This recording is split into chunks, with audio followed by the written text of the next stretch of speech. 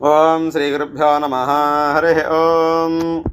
శుక్లాంబరధరం విష్ణుం శశివర్ణం చతుర్భుజం ప్రసన్నవదనం ధ్యాయే సర్వవిఘ్నోపశాంతయే. తులారాశి వారికి ఈ 15వ తారీఖు నుండి వచ్చే వారం 21వ తారీఖు అనగా ఈ ఆదివారం నుండి వచ్చే ఆదివారం వరకు ఏ విధంగా ఉండబోతోందో తెలుసుకుందాం.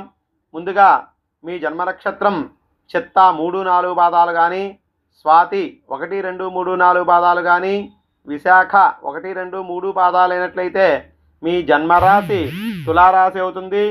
ఈ రాశి వారికి ఈ వారం ఆత్మీయుల నుంచి అందిన సమాచారం కొంత ఊరటనిస్తుంది. మిత్రులతోటి వివాదాలు మానసికంగా బాధిస్తాయి. వ్యాపారంలో తీసుకునేటువంటి నిర్ణయాలు మరింత నిదానంగా వ్యవహరించాలి.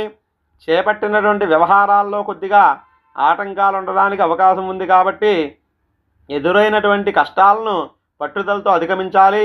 ఆదాయ వ్యయాలు సమానంగా ఉంటాయి. స్థిరాస్తి వివాదాలు చికాకులు రావడానికి అవకాశం ఉంది. పుణ్యక్షేత్రాలు సందర్శిస్తారు.